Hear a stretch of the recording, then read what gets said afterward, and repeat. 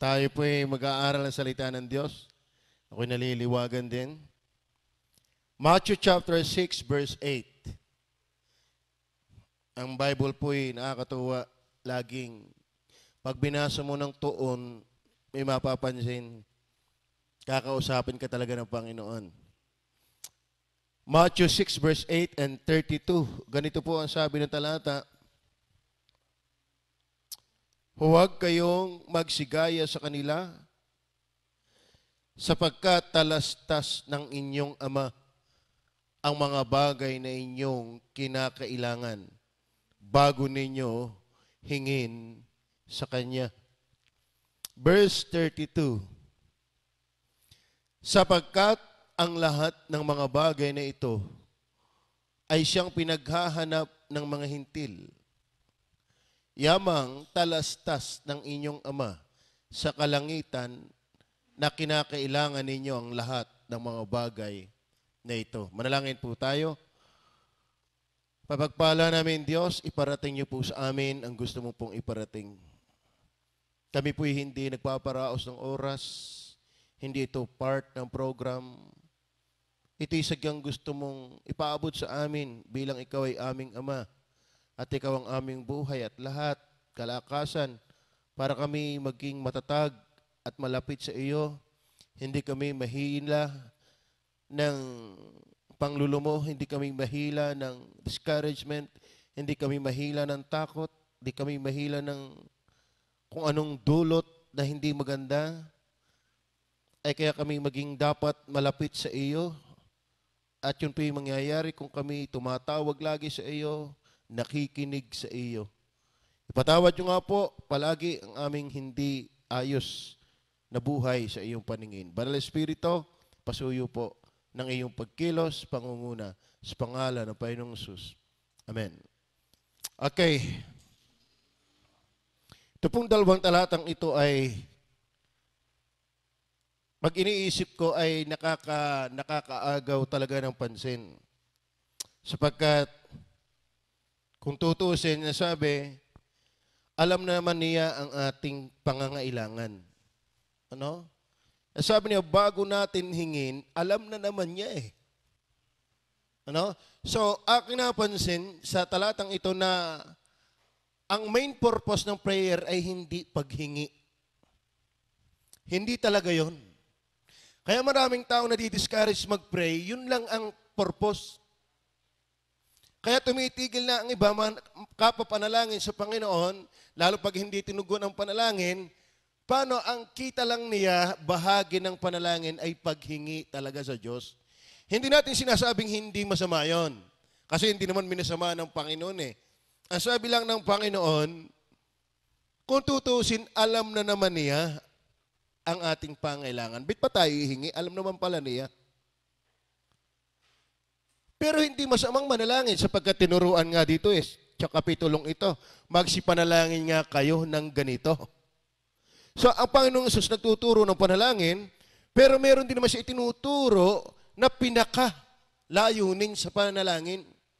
At nakikita ko po dito sa talatang itong dalawang ito sa same chapter, na ang ating mga hinihingi ay hindi yun ang pinaka-layunin. Kasi may konteksto ang hinihingi dito lalo pagdating doon sa bago magtapos ang chapter, alimbaga ang mahalaga ang buhay o yung katawan o ang damit o ang katawan. So, ang basic need ng tao ay damit, pagkain, shelter, etc. Pero nandoon yung lagi, itong mga ito pinaghahanap ng mga hintil. At alam kung ito yung pangailangan. Alam ng Diyos, bago nyo hingin, alam na niya. So, ibig sabihin, kung inyong nanamnamin, hindi talaga ang pinakalayunin ng panalangin ay yung ating nilalaman ng pusong paghingi. Hindi masama yun, pero sa patas, hindi pangunahin yun. Tingnan niyo po ito sa verse, chapter 6. Sabi din naman diyan, verse 11, ibigay mo sa amin ngayon ang aming kakanin sa araw-araw. So, sinabi din naman humingi ka rin Kaso lang, bago ang verse 11 binanggit, inuna muna yung magsidalangin nga kayo ng ganito, Ama namin na nasa langit ka. Hindi sa patas ng panalangin ay yung bigyan mo kami nito. Hindi yon. Kasi hindi ang main purpose ng prayer. Kaya tayo, andaling manawa sa prayer kasi ang alam lang nating layunin ng prayer ay yung verse 9. O yung verse 9. Pero nakita ko po yung 5 na talagang main purposes of prayer in this chapter, mga minamahal. At hindi ho mahirap sa Diyos yung verse 9. Hindi ho mahirap yon. Madali na yon kung talaga yung main purpose ng panalangin ang nangyayari sa atin why we pray. Ano po? So yun po ang ating aalamin, mga minamahal. Bagaman sa pauna ko ng inilagay dyan ang outline. Alamin natin na ang Diyos ay marunong sa lahat. Alam niya ang ating pangailangan. And there is no exertion or effort in the knowledge of God. Not like human acquired knowledge. Pero mayroong mga tao nag-aaral pero hindi nakakaabot sa karunungan. Katulad ng kausap ko kanina. Okay. Sa text natin, o sa talatang binasa natin, hindi talaga ang pinakalayunin ng Diyos sa panalangin ay ang paghingi ng pangangailangan natin. Hindi natin sinasabing hindi kasama yon. Pero hindi yon ang pinaka. Pag tayo nanalangin, ano agad ang ating nasa isip? Di ba? Kaya nakakapagod alam mo sa totoo na po nakakapagod ang panalangin pagka tayo nakatuon lang doon sa hinihingi. Oo. Lalo pagka hindi naman nadating. At hindi nangyayari. Kaya maraming taong sura na sa larangan ng panalangin.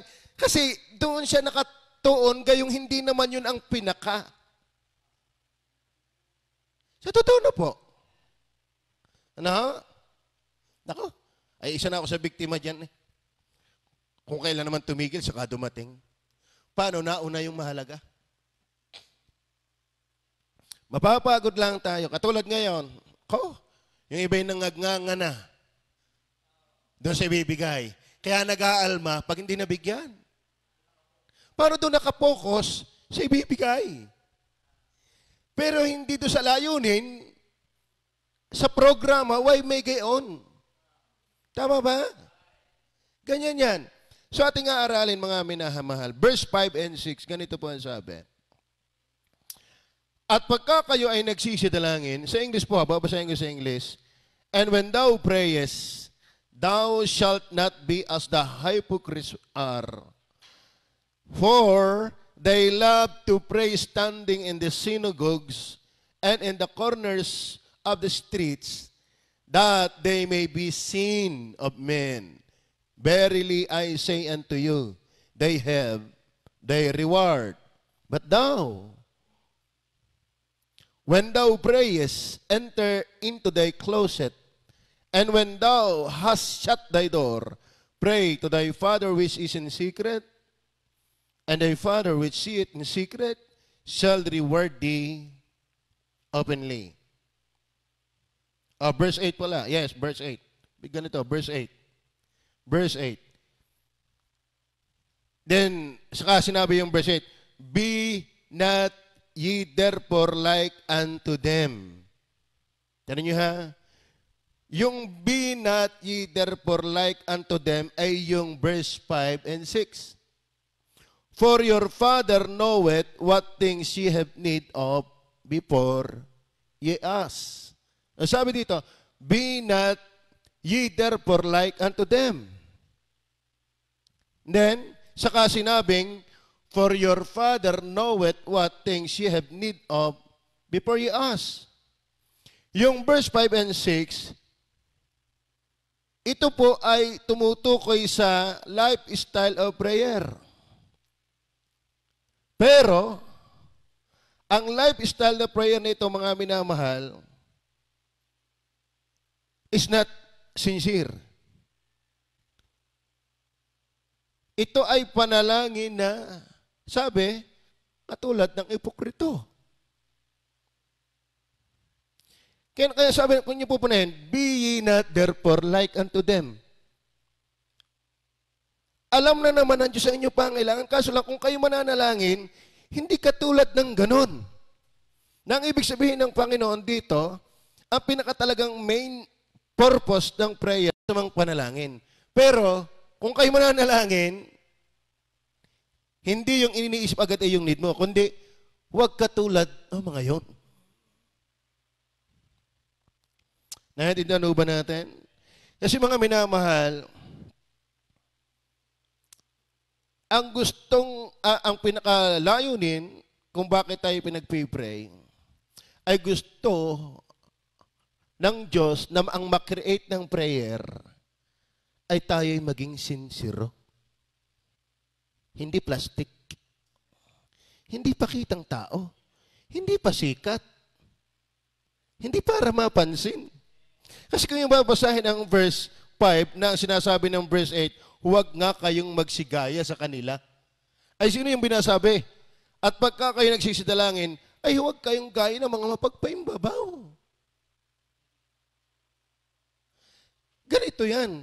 Okay, mananalangin kayo. Okay, given na. Alam ko naman ang need mo eh. Pero sige, mag-pray pa rin kayo. Pero kung kayo mananalangin, sana itong panalangin ito, naaalis yung kaplastikan. Tama ho ba? Kasi sabi ng verse 8, huwag nga kayong magsigaya sa kanila.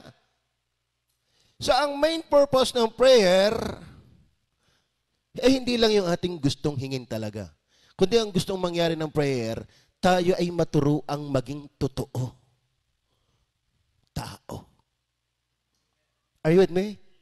Yung sincero sa Diyos. Yung totoo. Alam niyo ba mga minamahal, ang pinakamahirap na panahon na magsinungaling during prayer. Tama? Mahirap pong maging mayabang sa panahon ng kapapanalangin. Kaya imagine mo mga minamahal, ang taong hindi nananalangin, what can we expect? Totoo po yan. Kasi mga batid ha, nagpipray na iniaayos pa ng Diyos. Kasi pwedeng yung mga nananalangin, meron lang inihingi. Lalo ngayon, panahon ng inkob, nako, ay alma ang tao. Pero ang nakakalungkot mga minamahal, alam na naman ng Diyos yun eh. O Diyos pa hindi makaalam ng pangailangan yan. Kaso lang, yung ba panalangin yon ay nadadala tayo sa isang pusong hindi pang tao, kundi pang Diyos. Yan po ang maliwanag kung ating bubulayin. Kasi sabi diyan, be not ye therefore like unto them, for your Father knoweth what things ye have need of before ye ask. Alam na ng Diyos. Kaso lang, dapat maintindihan niyo pag kayo nanalangin, huwag kayong tutulad sa panalangin ng iba. Papansin. Di ba? Pakyut. Pasikat. That means not sincere. So the main purpose of prayer for us is to be sincere. Yung mga ating puso'y natututong talaga ang Diyos, ang ating motibo. Amen? Kasi maraming panalangin, hindi Diyos ang motibo eh. Parang yung nung sus pinuntahan ng mga tao. Sabi ng Panginoon kaya naman kayo nasunod sa akin eh. Kayo nakakain ng tinapay.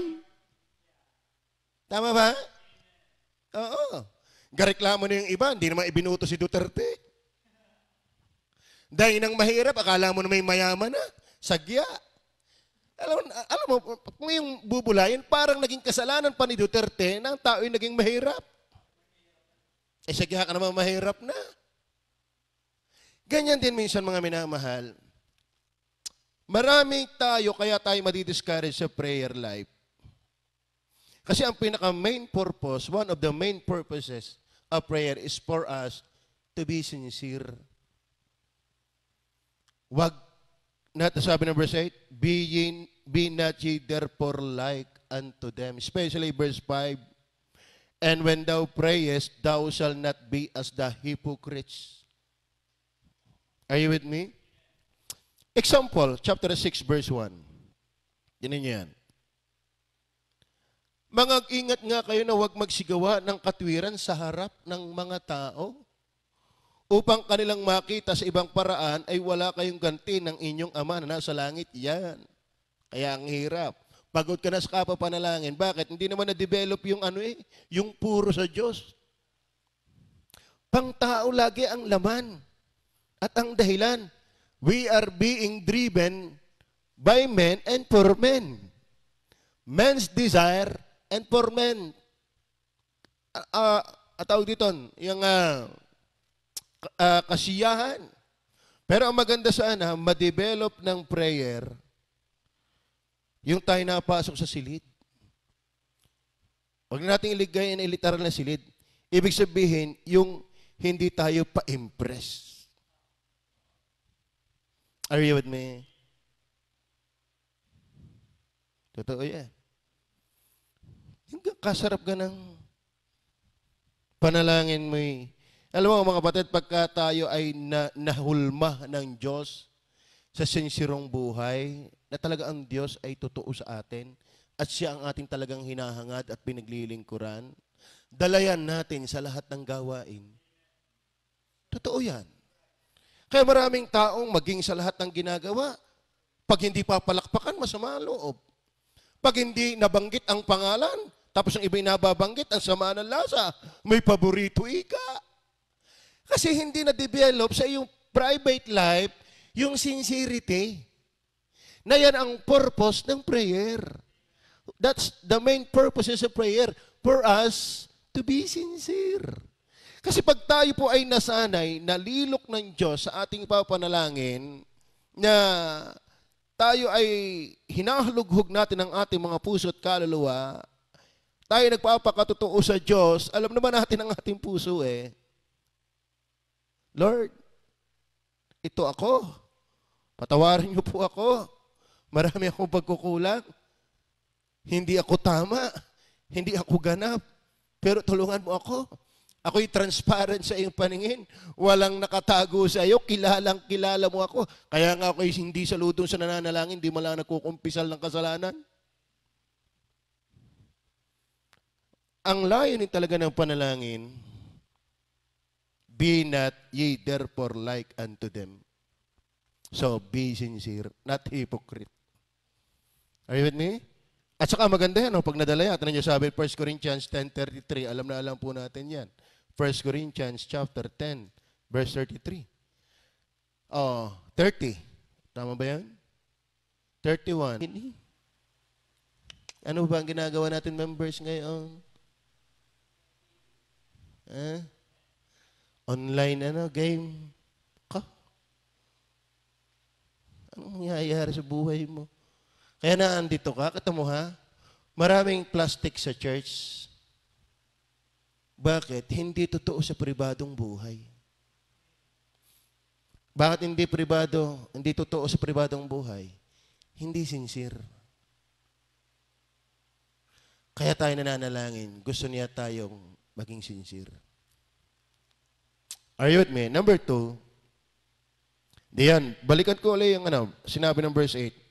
Be not ye therefore like unto them. May isa pa may verse 7 pa. For your Father knoweth what things ye have need of before ye ask. Okay. Sige, Brother Henry, mananalangin ka Pero alam ko na ang nilulunggati mo si Joyce. Madali na yan. Ang gusto ko mangyari, Henry, pag nagpipray, hindi ka katulad ni Pastor Eloy, mapagpaimbabaw. Hindi din yan. Kundi yung bang, ito, tingnan may ganitong talata. Sabi diyan, be not ye therefore like unto them. Yung tinutukoy naman yung verse 7. But when you pray, use not vain repetitions, as the heathen do. Ito pa matindi. For they think. Iniisip nila. na sa kadadami ng kapapanalangin, sila'y ditingin ng Diyos. Ang kamalayan nila, ang kaisipan nila, ang inaasahan nila, ay sa dami ng aking nabitaw na panalangin, ay ako'y ditinggin. Sabi ng Diyos, alam ko na naman ang need mo eh. Pero huwag kang gagaya sa kanila na hindi nagmamalay. Saan? Daw ha? Ang gusto ng Diyos sa ating prayer, ang main purpose ay to be sensitive. Saan na niya? Anong dapat namamalayan dito? Ang panalangin para sa Panginoon ay hindi yung maraming kauulit ng sinasabi. Ngunit yung kamalayan kung may nangyayari, lalo na sa buhay ng nananalangin mismo. E di ang daming sinasabi ng hitin, tapos ang kanilang iniisip pa, ay sa dami namin na ipanalangin, ay kami didinggin ha. Pero dapat ito ang inyong isipin, ang dami nyo nga pinanalangin, may nangyari na sa inyong buhay.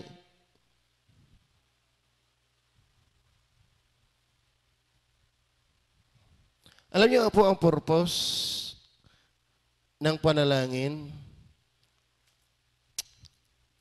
Ay yung tayo ay magmalay, yung makita natin at maisip natin na may nangyayari, hindi dahil sa ating na may nangyayari, hindi doon sa ating hinihingi, kundi sa ating buhay mismong nahingi dahil sa kapapanalangin. Tama ho ba yun? Halimbawa, bibigyan ka ng halimbawa. Ang dami ngayong nananalangin, tama? Na mawala ang income. Ang dami. Sa TV, Baptist, Catholic, Iglesia, Born Again, Sabadista, lahat. Pati Muslim. Okay. Kapag yan ay nawala, ang yayabang yan. Ayun ka naman kami sa TV, inilagay na ang panalangin. Pag hindi kami binigyan ng Diyos. Pero ito ang tanong. Tama ha? Kaya minsan baka hindi dinggin eh. Madadaya tayo dyan. O ba, sasabihin naman Muslim eh, naka-TV nga kayo. Sabi ng Bible, paimbabaw yan. Kami simple lang. Kami naluhod kay Allah. Kami naman mga born again, kami simple lang naiyak sa aming silid. Di kayo lahat kung sa dami ng pananalangin, yun nga naging basihan ng Diyos. Sino ang tama? Tama ba? O baptist na nalangin din. Sasabihin natin, talagang baptist na nalangin kaya tumigil ang income. Hindi papayag ang Catholic, sa TV pa'y nananalangin na sila. So, iyan ba'y paramihan ang sinabi? Pero ang daming ang nananalangin ngayon, wala naman nangyayari sa kanilang buhay. Hindi sila sensitive what is happening sa kanilang buhay. Nandito nyo ba yan? Sa Japan, nananalangin. Sa China, nananalangin. Ay buong bansa ay ang inkubi. Di sa halos sa bawat lugar, ang daming nananalangin. Ngayon, biglang alisin ng Diyos ang income.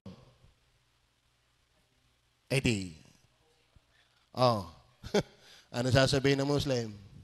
Ang galing talaga ni Allah. Dininig kami. Ay nananalangin din naman ang Baptist. Sino dyan ang nanalangin? Huwag kayong tumulod sa kanila. Ang dami lang sinasabi, pero wala naman nababago. Tama ba? Oo. Ay, ngus-ngus lang tayo. Ngus-ngus wala namang pagbabago. Dapat sensitive tayo. Hindi ito sa... Parang iniisip nila eh. Iniisip nila eh. Yun ang kanilang akala. Hanggang... Noong pa nga, may 3 o'clock habit pa eh. May 3 o'clock talagang. Wala tayong laban doon. Araw-araw yon. Kung yun talaga ang diwa ng panalangin, ay tayo, no habit. Tama ba? I do hope nakikita niyo po ang puntos. Dahil kung biglang nawala ang income,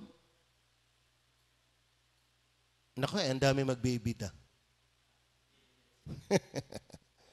Ba't yun naman hindi maikinig ang Diyos? Ay, mumisa na kami ng mumisa. Siya. Tama ba?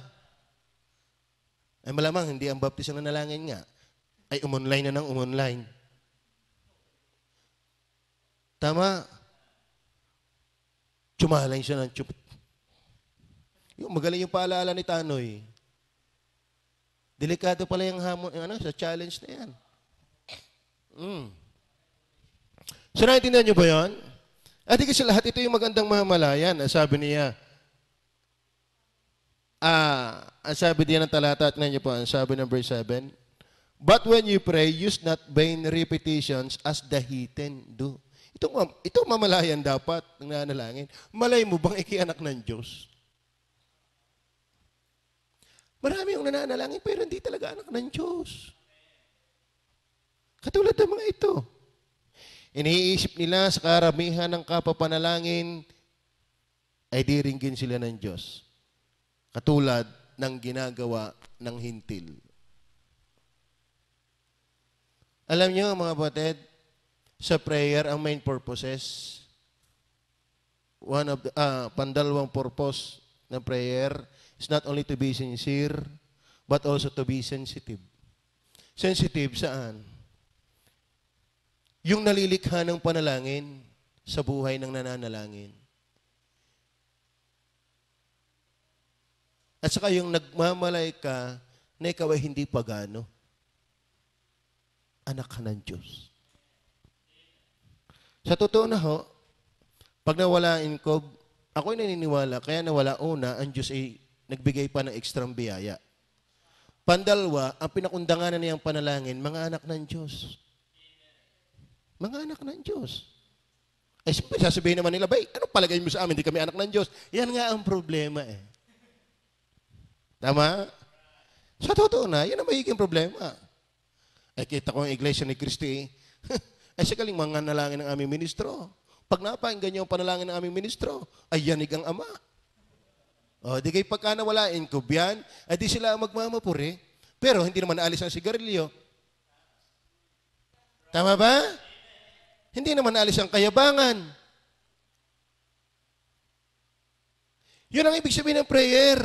Alam na naman ng Diyos ang need mo eh. Hindi na pinakamatinding layunin ko. Dapat ito'y nagdadala sa iyo sa sinsirong buhay at sa sensitibong buhay. At namamalayan mo dapat ang buhay mo. Tama ba? Hindi ko sabihin ko sa inyo, maraming nananalangin, wala mong pakialam eh. Oh, ginagamit din naman ang 2 Chronicles 7:14 eh. O nagmamalay ba sila kung ang tao ng Diyos? Malay ba silang sila yon? Hindi naman eh. Ayun pang sinabi dong, tatalikuran ng kasalanan. Hindi, hanggang kopya lang yon. Kaya nga, hirap na hirap ang mga pulis. Kalain mo, pasusugagaan mo. Pagpasok ng bahay, nagbabarikan. Pero nananalangin din. Pero hindi sensitive. Naintindihan niyo ba gayon? Madali na ho yung bigyan mo kami ng kakanin, bigyan mo kami ng daramtin, bigyan mo kami matitirhan. Kung sensitive muna tayo sa Diyos, sa ating buhay, kung ano nangyayari. Ay ang daming ang kapapanalangin, wala naman nangyayari. Eh kaya sabi ng verse 8, be not ye therefore like unto them. Ang daming sinabi. Ang daming sinabi. Iniisip sa kadamihan ng sinabi, ayos na. Hindi. Ang maganda, sa dami ng sinabi, may nangyari doon sa nasabi. Yan ang, kaya nga sabi, be not eh. Kasi dismaya ang Diyos dun eh. Kaya sabi ng verse 8, be not ye therefore like unto them. Dismayado ang Diyos dyan. Bakit? Hindi naman ang mahalaga doon yung madami kang sinabi, kundi yung may nangyari sa nagsasabing yan. Kasi kung may nangyayari doon, hindi nasasabihin ng verse na yan, be not ye therefore like unto them. Hindi nasasabihin ng Panginoon sa huwag kayong gumayo sa kanila. Baka sinabi ng Panginoon, ang panalangin walang tunay na epektong pang Diyos ay pagano, unsaved. Number 3. Kanya nga. Number 3. Punta naman tayo sa verse 9. Punta tayo sa verse 9. After this manner, therefore, pray ye, our Father which art in heaven, hallowed be thy name. Then, sama ko na din yung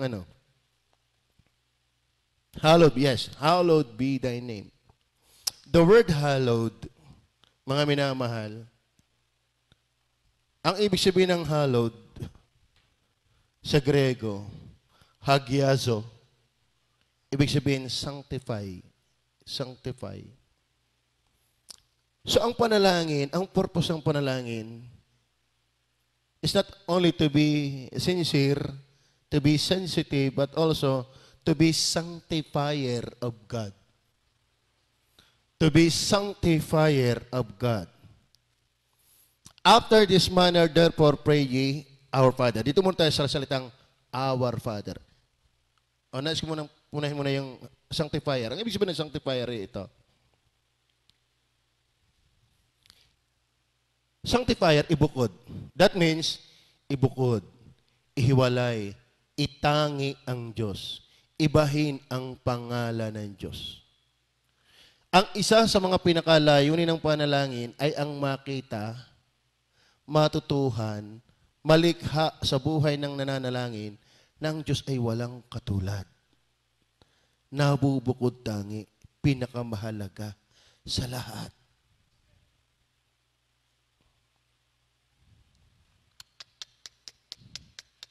Amen.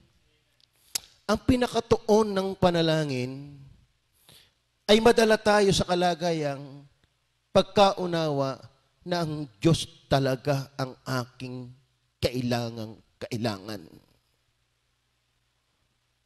Totoo yan. Totoo yan. Hallowed be thy name. Our Father, which art in heaven, hallowed be thy name. Dapat ang nakalagay sa puso ng nananalangin, makita kung sino ang Diyos.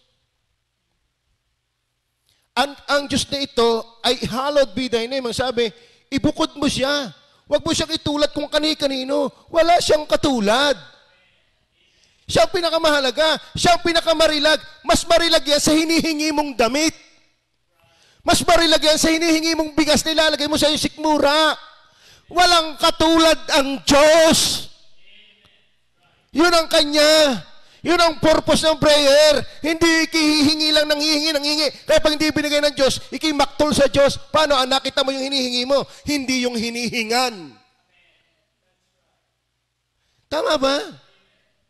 Pag sinabing, hallowed be thy name, sanctify from the hagiaso word. That means to say, isanctify natin ang Diyos. Huwag natin siyang ibilang sa mga bagay ng mundo. Iba siya. Siya'y natatangi. Are you with me? At pagka, alam niyo po, tinignan ko po sa isang flow ng commentary, pag sinabing our Father, tinabanggit ko na rin sa inyo. Pag sinabi pong our Father which art in heaven, ganito po yan, ang sabi, Father who art in heaven was very common among the ancient Jews. Yan daw, Father which art in heaven, karaniwan na po yan sa mga unang Hudyo. Na ang ibig sabihin ay ganito, and was used by them precisely in the same sense as it is used here by our Lord. Ay yung esensya ng common sa mga Hudyo, pag sinabing Ama sa langit, ay yun din ang yun din ang diwa ng minemensyon ng Panginoon. Ano bang napapaloob doon? Pag sinabing Our Father of Heaven, ang ibig sabihin po niyan, the heaven of heavens cannot contain thee. So, pag sinabing tinawag mo ang Ama na nasa langit, kinikilala mo siyang omnipresence. Are you with me? Yan ho ang nasa puso ng Panginoon. Pag sinasabing, Our Father, dapat ang iyong layunin, ang dapat naiintindihan natin, magkaroon tayo ng kamalayan na itong Diyos natin, grabe. Ito yung Diyos, Our Father which art in heaven, ang ibig sabihin niyan sa ancient Jews, ang tinatawagan niyang Ama ay yung marunong sa lahat. Kaya nga bago natin hingin, alam na niya eh. Tama ba? Ako ngayon kahapon, nung ako nakapakinig ng balita, kaya akong awas Pangulo.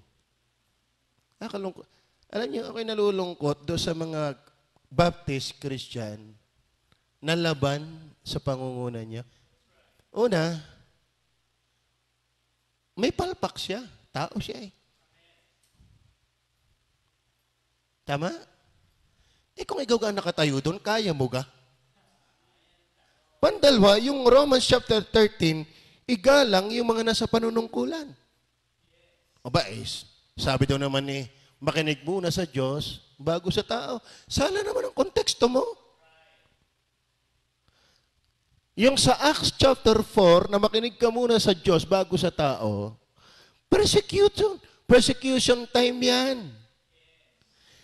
Na kapag ikaw ay hindi tumigil ng pangaral, kukulungin ka namin, sukdo lang, kayo patayin. Pero sabi ni Pedro, saan ka may makikinig? Sa Diyos o sa tao. So, kailangan lang manindigan ka. Kasi ang may sabi ng Diyos, ikaw ay mangaral kahit ikay mamatay. Pero sa panahon ito, hindi naman tayo inuusik ni Duterte. Siya pa nga pumayag ng Bible National Day. Tama ba? Hindi naman tayo inuusik eh. Sala ang konteks mo. Tama ba? Asukdo lang tayo inuusik na. Dahil ang Diyos ay may magsabi na igalang mo yan. Naniniwala kung baka hindi mahagip yan ng unbeliever, pero believer ka eh. Leader kasi ako eh. Ang hirap mag-lead. Lalo ng bansa. Tama?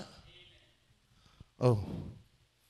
But the point is, mga batid, tanyo, maraming bansa ngayon, alma. Bakit? Hindi naman niya alam ang lahat ng mga leader.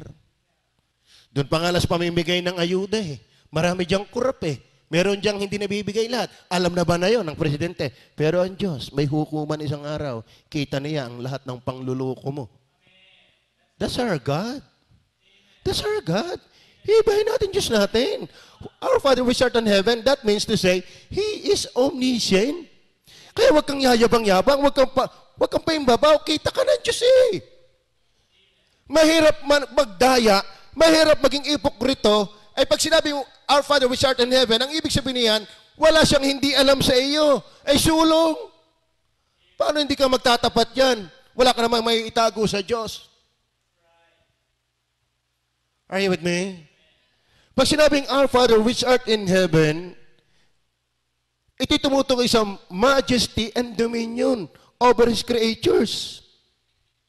Yan po ang ibig sabihin niyan. Ang Diyos po'y naghahari. Ito yung kanyang karilagan ng paghahari. Sa ating panalangin dapat, pag tayo nanalangin, ito yung purpose. Yung una, maging sincero, maging sensitive. Then aabot tayo, naging sensitive na tayo. Nakakaabot na tayo sa kamalayang, yung ating Ama ay kilala ka. Kaya nga alam na niya, need mo eh. At yung ating Amang yon ang naghahari. Are you with me? Siya ang dapat masunod. Ngayon, nananalangin ka, mamaya, kukunin ko din yung puntos na yan. So, siya yung hari ha, hindi ikaw. Kaya wag mo na alisin mo yung tingin ko'y, ang palagay ko'y, ano kagahari?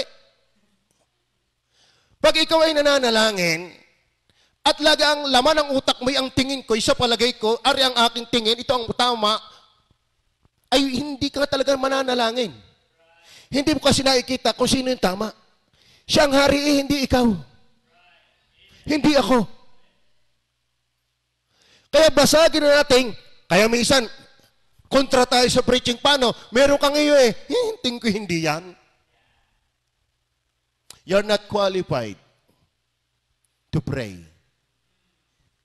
May isang prayer, nagmamalay, dun umaabot, doon sa sinatawag na ang Diyos ay natatangi. Wala siyang katulad, siya lang ang may karapatan. Siyang hari eh. Di siya ang may karapatan. Tama ba? Huwag tayong tututol. Eh, ano gang magbigyan ng Diyos ng inkob? Karapatan niya yan. Bakit? Eh, kita mo ha? Nalabas ang tunay na kulay ng tao sa panahong ito. Naka. Diga? Yung mababait ngayon, kasama na sa mga nagre-reklamo doon. Yung wala pa ito, kala mo kung sino santong-santo. Nakausbay ko sa iyo, yan ay manlalapa na, magkaroon lang pagkakataon. Pag ang tao'y nagutom na, diyan na nalabas ang ugali. Pag mag-ayuno ang magawa nila. Tama ko ba? So, sanctifier. Pag sinabing Our Father which art in heaven, His omnipresence, His majesty and dominion, as ibig sabihin din na yan, ayun ay alam ng Diyos, alam ng Hudyo yan. Ancient Jews. Pag tinawag mo ang Ama na Diyos, o Diyos Ama, ang ibig sabihin na yan, naiintindihan ng taong ito na sumasambit na ang Diyos ay marunong sa lahat. Naiintindihan ng taong sumasambit na ito na ang Diyos ang hari. Kaya nga, thy kingdom come. Tama ba? Naiintindihan din ng nananalangin na ganito, siya ay, ano yun? Omnipresence pala, omnipresence, majesty and dominion, and then, nasa yung number 3? His power and might. Common among ancient Jews, tapos yun din ang diwang sinasambit ng Panginoon. Siyempre, ang Panginoon pa hindi makaalam yun, siya nga ang Panginoon. So alam niya, tayo minsan, maraming nananalangin, nakikiama, di ba? Pero not knowing the principle involved. Not knowing the essence na doon napapaloob doon. Kaya halata mong fake ang panalangin kung wala naman yung pagkakilala na ang Diyos ay presente. Dapat takot ka. Dapat may pagkahiya ka sa iyong tinatawagan. Kaya mahirap manalangin na hindi nagsisisi. Omniscient, omnipresence. Tapos, dominion. And then yung tinatawag na powerful and might. Then number 4, pag sinabing Our Father which art in heaven, ang ibig sabihin lang na yan, omniscience. Then number 5, purity and holiness. Sa totoo naman kapatid, kaya sabi ng Panginoon, huwag mong babanggitin ang pangalan ng Diyos ng walang kabuluhan. Maraming nananalangin, hindi alam na yung kanyang tinatawag ay banal. Alam na ho ng Diyos yan. Kaya mga Hudyo, pagka gagawa ng sulat, hinaw agad eh. Pagka magsusulat ng scripture, pagka kaisang letre, hugas agad ng kamay. Kasi banal yun eh, sagrado sa kanila. Ang tao ba sa makabanggit ng pangalang Diyos, tapos ang buhay na may sala?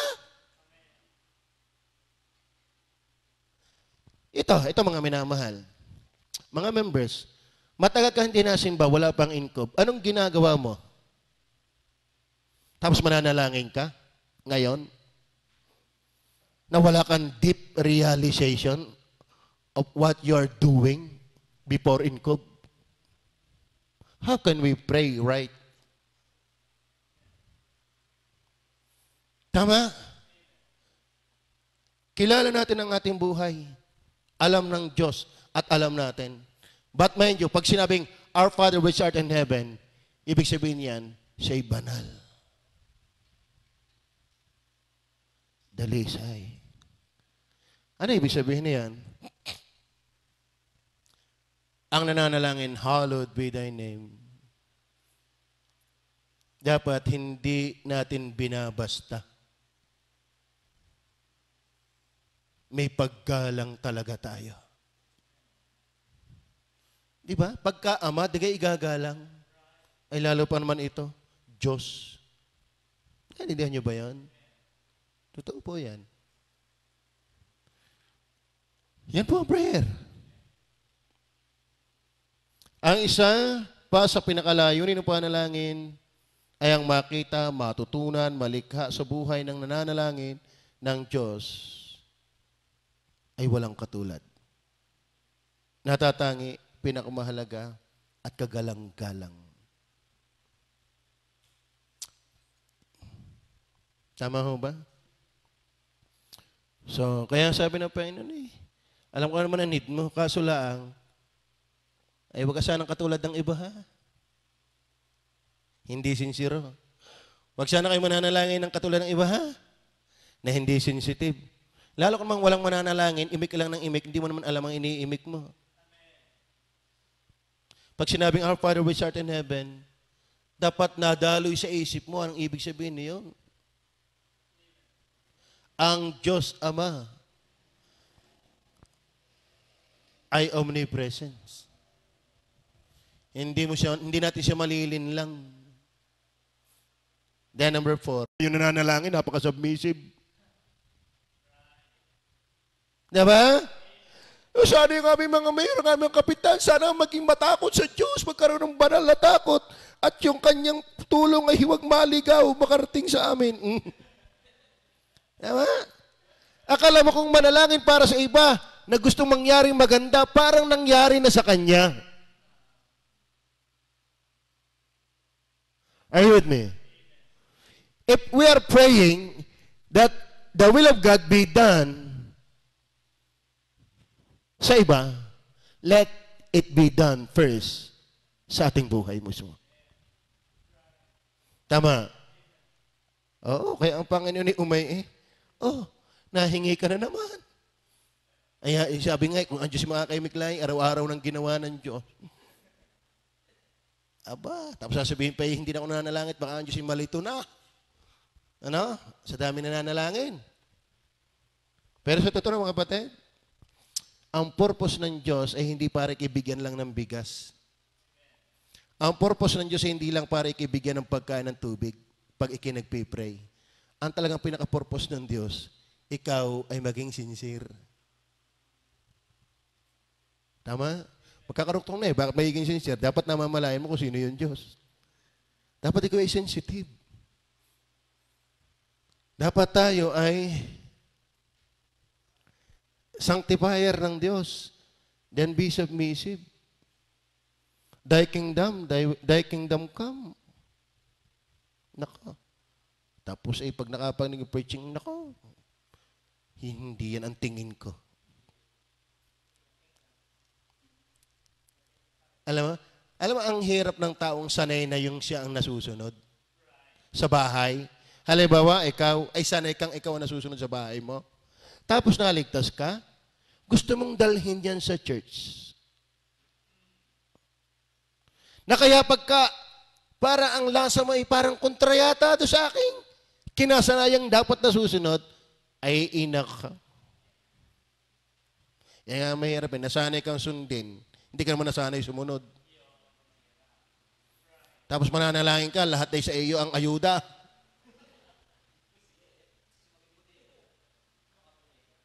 Tama ba? Tama ho ba? Opo. Number 4 purposes of prayer, main purposes, for us to be submissive.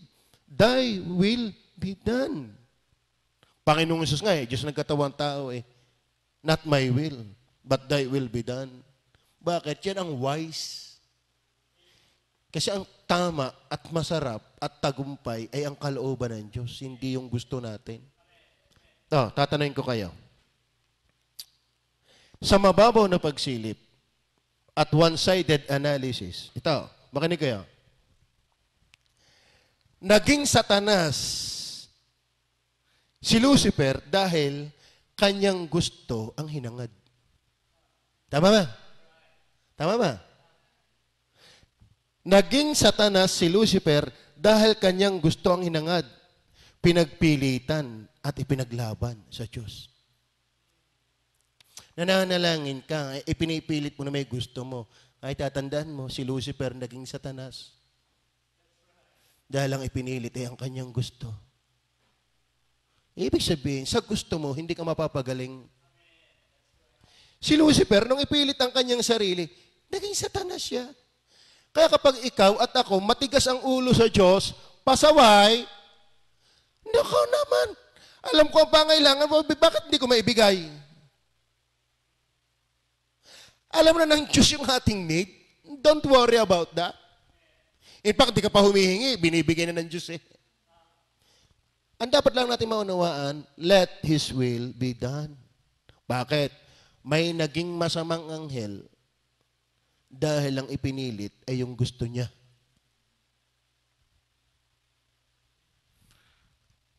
Kung hindi nga naging malabong sumama ang anghel dahil sa matigas ang ulo, eh ikaw paga. Tapos mananalangin. Tama, sutil na sutil naman. Oh, kayo ba'y nanonood dyan? Young people, panalangin ka na. School lamang, hindi na makasimba. Naku po naman. Ay ngayon, ilabas mo ngayon ang galing mo sa school. Oh, kita mo yan? Ay kung inuna mo ang Diyos, di walang regret. Tama ba? Ngayon, atat-natat ka na magka-girlfriend. Anong ibubuhay mo ngayon? Yung mayayaman, hindi magkaintindihan nga. Ikaw naman, wala, hindi wala. Tapos saan ka kukuha ngayon ng pera? Tama ba? Naging dahilan sa iyo para hindi ka makasimba. Pati yung inaswang mo, hindi na rin nakasimba. Ay ngayon, anong nangyari sa iyo? Tapos mananalangin ka sa Diyos ang ayuda, ay sa sutil mong yan. Thy will be done. Si Lucifer ay naging Satanas dahil matigas ang ulo. Oh, ayan, itsura mo ngayon.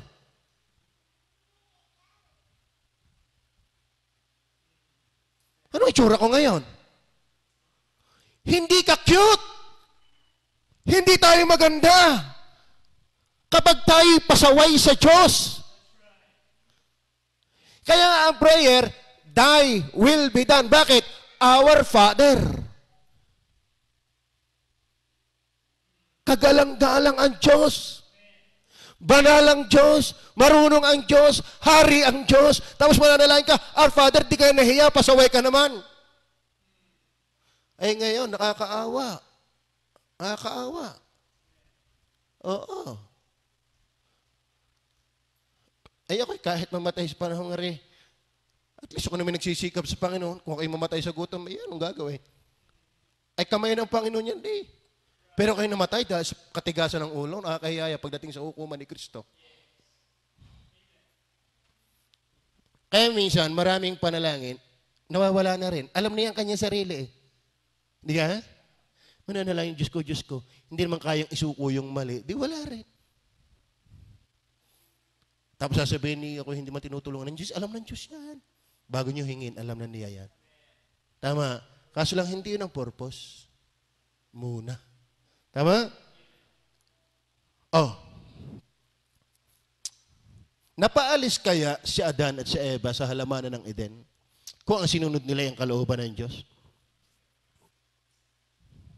Sa palagay nyo, si Adan at Eva kaya ay pinalaya sa halamanan ng Eden kung sila'y naging masunurin sa kalooban ng Diyos? Ay niwala, pag ikaw Kristiyanong baptist, matigas ang ulo, talagang aalisin ng iyong katigasan ng ulo ang iyong buhay. Tama? Ay ngayon, naghihirap ang mundo.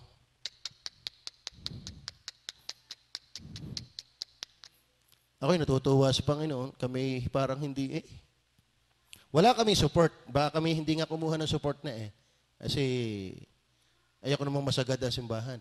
Pero may uwak Kayang wala dyan. Dito muna kayo tumira.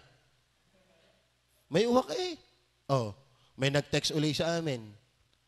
Pwede ho bang papunta doon sa at mayroong magpapadala? Hindi naman natin membro. Hindi natin membro. Aba, kinilos ng Diyos Pastor, ako'y magpapadala dyan. Okay, tama yan. Laging may biyaya ang naglilingkod sa Diyos. Yes, pwedeng wala na sa ating kaban, pero ang Diyos ay marunong. Ay, ikaw na matigas ang ulo sa Diyos.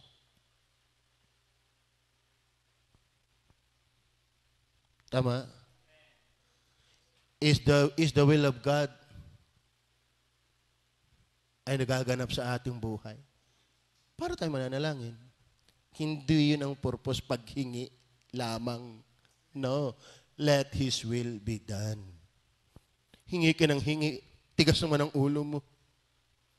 Amen? Baka online na nga lang, di ka pa naikinig. Tama? Abay, meron ako nabalita ang pastor, tinigil lang pag-online. Ay bakit? Ay wala nang nanonood. Ano pa yung idinadaing dito ng tao?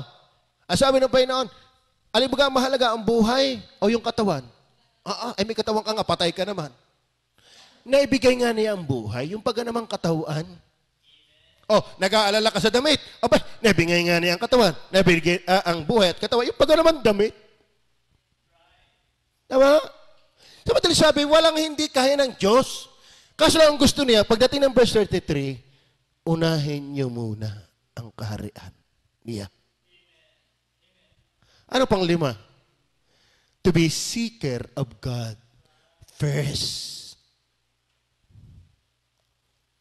Pambirang, inuna mo ng inuna yung yung ayuda. Hindi ka naman nagbabasa ng Bible. Tama? Marihusip niya. Sa totoo ng ating mundong ito, na may miligro. Supposed to be tayong Kristiyano, ang dapat may magandang contribution sa mundong ito, tayo yung nakakatulong ng bigat. Tama ho ba? Bakit? Ang tanong, inuuna ba natin ang Diyos? Sabi ng Panginoon, huwag kayo mga ipon ng kayamanan na kinakain ng tanga at kalawang. Hindi naman ang problema ang ngayayamanan Sapagkat kung saan naroon ang iyong puso, yes, kung saan naroon ang iyong yaman, doon ang iyong puso.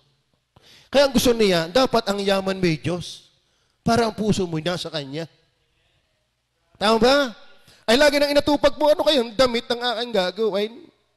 Paano kaya ako makakaiwas sa inkob? Pero hindi mo na iniwasang siya'y unahin.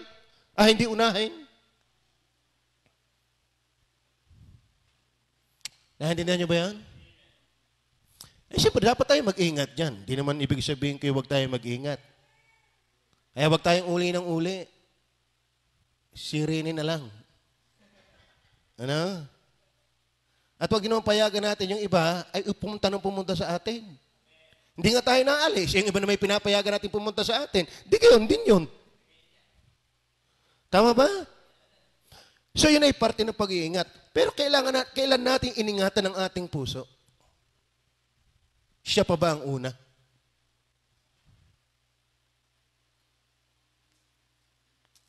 Tama? Kaya kung mapapansin nyo yung verse 32, sapagkat ang lahat ng mga bagay na ito ay siyang pinaghahanap ng mga hintil, yamang talastas ng inyong Ama sa kalangitan na kailangan ninyo ang lahat ng mga bagay na ito. Pero, hanapin muna ninyo ang kanyang kaharian at ang kanyang katwiran.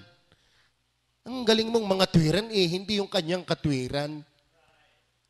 Sa madalit sabi mga minamahal, ang pinakalayunin ng panalangin, unahin muna siya at ang kanyang pangunguna. At kung ano yung tama, katwiran. Sa verse 11, give us this day our daily bread. Pero sabi ng verse 10, yun muna. Bago ang daily bread, yung 8-10 muna. Lagi ang idea, una siya. Matthew 6:21-31, ang binanggit niya ay treasure, meat, raiment. Pero sabi ng verse 33, siya muna. Tama ba? Okay. Ang problema, kaya tayo ay umay ng manalangin. Pastor, ako na may... Kaya pisan, Pastor, ako ngayon pag-pray mo, ikaw yata yung malakas sa Diyos. Naging salalayan patuloy yung pastor na, Pastor, ako pag-pray mo, ikaw yata ang malapit sa langit. Di ikaw na lang. No. Lahat tayo anak ng Diyos. Pwede tayong lahat dinggin ng Diyos. Basta, alam natin yung main purposes of prayer. Hindi yung hinihingi mo ang main purpose. Ang main purpose ng Diyos for us to be sincere, to be sensitive, to be sanctifier of God. Iibahin mo ang Diyos, huwag mong miminus-minusin, huwag mong mamaliitin, huwag mong isa-isang tabi.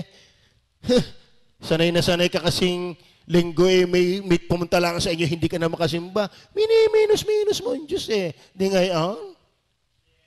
Amen? Binabaliwala natin siya Pero sabi niya, be submissive. Let His will be done. And be seeker of God. first. Tayo ba'y manalangin? Mapagpala namin Diyos sa langit, salamat po ng marami sa flow ng kapitulong chapter 6 tungkol sa aral ng main priority or purposes of prayer. Hindi yung aming hining. Kasi pagkat sabi mo ngay, bago pa namin hingin, alam mo na.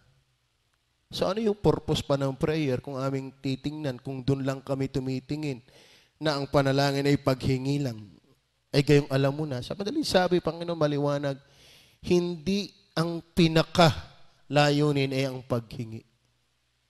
Kahit sa patas, Our Father which art in heaven, hallowed be thy name, thy kingdom come, thy will be done. Give us this day our daily bread. Bago ang give us, nauna yung mahalaga. O Diyos, turuan nyo kami. Turuan nyo kami na makita ang iyong mga salita sa aming buhay. Para ang aming panalangin may buhay, may sense, may ganda, may nangyayari, fulfilling, nakakapagpalakas, sapagkat nadi-develop ang isang buhay na maganda. Naaayos ang buhay na maganda. Kaya hindi mahirap ibigay yung hinihingi dahil kami naayos na sa aming ginagawang paghingi. Pagpalaan niyo po kaming lahat. Habang tayo po yung nakayuko, nakapikit, ayaw po nating alisin ang pagkakataon. Kung hindi man sa inyong nanonood dyan, ayong narito. Sana naintindihan po natin yung purpose of prayer. Kung naintindihan natin, you can just kneel down and pray, Lord. Your word is so clear. Help me to be driven of the main purposes of prayer, not of what I am longing for, and not of what I am looking for, and not of what I am asking for.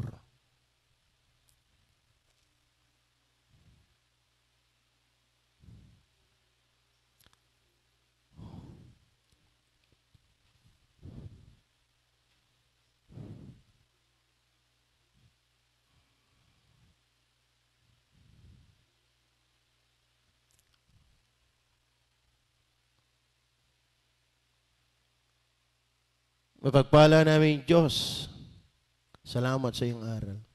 Maliwanag po yun. Bago pa namin hingin, alam mo na. May mas malalim na katotohanan sa paghingi. Hindi ka madamot na Diyos. Ikaw din po ang nagsalita doon sa susunod na kapitulo ng chapter 6, chapter 7. Kayo bagaman masamang ama, marunong magbigay sa inyong mga anak ng mabuti, lalo pa kaya ang inyong amang na nasa langit. Ikaw ay hindi madamot na Diyos. Ikaw ay hindi masamang Diyos. Ikaw ay hindi Diyos na walang pakundangan. Kaso lang, hindi yun talaga ang pinaka. Bagaman ikaw ay Diyos na kaya mag-provide. In fact, nagpo-provide ka na hindi pa kami humihingi. Salamat, Panginoon.